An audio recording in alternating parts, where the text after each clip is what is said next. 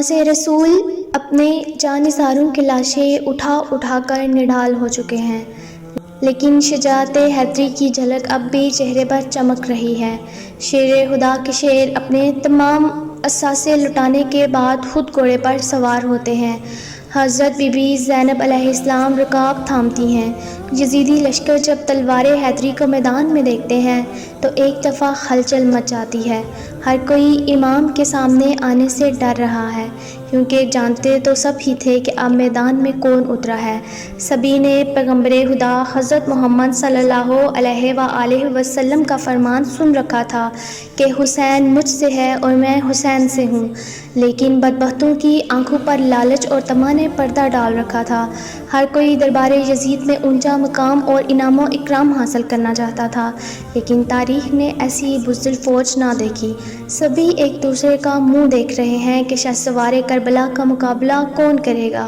شجاعت حیدری کے وارث کو دیکھ کر یزیدی فوج نے نہ صرف انفرادی جنگ بند کر دی، بلکہ اجتماعی حملہ کرنے کی بھی کسی کی جرأت نہ ہو رہی تھی۔ یہ وہی شہسوار ہیں جن کے بچپن ہی میں ان کی شہادت کی خبریں عام تھیں۔ ایک دفعہ حضرت جبرائیل امین حضور اقدس صلی اللہ علیہ وآلہ وسلم کی بارگاہ میں حاضر ہوئے تھے کہ وہاں حضرت امام حسین رضی اللہ تعالیٰ عنہ بھی تشریف لے آئے اور حضور صلی اللہ علیہ وآلہ وسلم کی مبارک گود میں بیٹھ گئے۔ جبرائیل امین نے عرض کیا، اے اللہ کے رسول، آپ کی امت آپ کے اس بیٹے کو شہید کر دے گی۔ حضرت جبرائیل نے مقام شہادت بھی بتایا اور مٹی بھی پیش کی۔ اب حال یہ ہے کہ نواسہ رسول حضرت امام حسین رضی اللہ تعالیٰ عنہ میدان کی طرف بڑھ رہے ہیں اور بزدل فوج دور سے ہی تیر چلا رہی ہے کہ کہیں اگر یہ ہمارے قریب پہنچ گئے تو ہم نہیں بچ پائیں گے۔ امام علی مقام کو تیر لگ چکے ہیں۔ شمشیر حیدری پر پورا لشکر یکبارگی سے حملہ آور ہوتا ہے۔ خوف کے مارے فوجیوں کی گردنیں کٹ رہی ہیں۔ سینکڑوں یزیدی فوجی جہنم واصل ہو چکے کہ اچانک امام علی مقام کو اذان کی آواز آئی اور آپ رضی اللہ تعالیٰ عنہ نے اپنی تلوار روک دی اور نماز پڑھنے کی مہلت مانگی۔ یہی وہ وقت تھا جب شمر کے جوش دلانے پر مالک کندی نے پیچھے سے ایک ایسا وار کیا کہ تلوار قلعہ مبارک کو کاٹتی ہوئی کاسہ سر تک پہنچ گئی۔ خون کا فوارہ نکل پڑا۔ جیسے جیسے وقت گزرتا گیا، امام کے جسم پر تلووں، نیزوں اور تیروں کے زخم بڑھتے جا رہے تھے، لیکن پھر بھی کسی کی ہمت نہ تھی کہ شجاعت کے اس کوہ گراں کو شہید کر سکے۔ شمر ملعون کے کہنے پر سب نے تیروں کی برسات کر دی۔ ہولی بن یزید نواسہ رسول صلی اللہ علیہ وآلہ وسلم کا سر کاٹنے کے لیے آگے بڑھا، لیکن ہاتھ کام کے۔ شقی القلب بدبخت ذلیل سنان بن انس آگے بڑھا اور انعام اکرام کی لالچ میں امام علی مقام کا سر تن سے جدا کیا۔ ملعون ابن زیاد کے حکم پر تمام سر نیزوں پر چڑھا دیے گئے اور جسم اطہر کو گھوڑوں کی ٹاپوں تلے پامال کیا گیا۔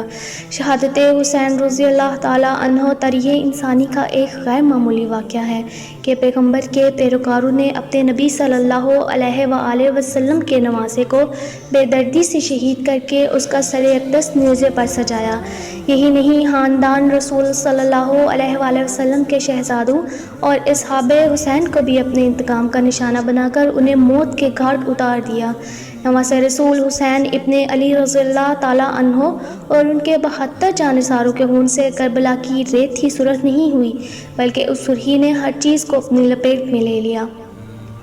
محدثین بیان کرتے ہیں کہ امام علی مقام کی شہادت پر نہ صرف دنیا روئی، زمین و آسمان نے بھی آنسو بہائے۔ محدثین بیان کرتے ہیں کہ نواسہ رسول صلی اللہ علیہ وآلہ وسلم کی شہادت کے وقت بیت المقدس میں جو پتھر اٹھایا گیا اس کے نیچے سے خون نکلا۔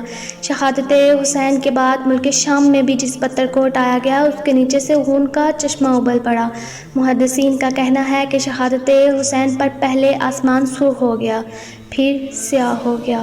امام طبرانی معجم الکبیر میں محمد بن سیرین سے روایت کرتے ہیں کہ حضرت امام حسین رضی اللہ تعالیٰ عنہ کی شہادت کے وقت آسمان پر سرخی چھائی رہی۔ اس کے علاوہ امام بہقی نے اپنی کتاب دلائل النبوہ البہقی میں یہ روایت نقل کی ہے کہ حضرت علی بن مصر نے اپنی دادی سے یہ روایت کی ہے کہ انہوں نے کہا کہ امام حسین رضی اللہ تعالیٰ عنہ کے زمانے میں کم عمر دوشیزہ تھی، اس وقت آسمان کئی دنوں تک جمے ہوئے خون کی مانند ہو گیا تھا۔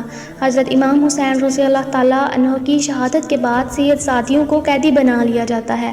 اب اسیران کربلا کا قافلہ شہیدوں کے سروں کے ساتھ کوفہ کی طرف روانہ ہو جاتا ہے۔ ادھر کربلا کی ریت پر سید سادوں کے جسم بغیر سروں کے بے غور و کفن بکھرے پڑے ہیں۔ اللہ اکبر! تاریخ گواہ ہے کہ شہادت کے 3 دن بعد 13 محرم کو مقام غازریہ سے قبیلہ بنی اسد سے خواتین دریائے فرات پر پانی لینے آئیں تو انہوں نے بغیر سروں کے جسموں کو بکھرے دیکھا تو سب کی چیخیں نکل گئیں۔ واپس گھروں کو لوٹیں اور اپنے مردوں کو بتایا کہ خاندان نبوت کی لاشیں بکھری پڑی ہیں، ہمیں ان کو دفنانا چاہیے۔ چنانچہ کچھ مرد ان کے ساتھ میدان کربلا پہنچے اور قبریں کھودنا شروع کر دیں۔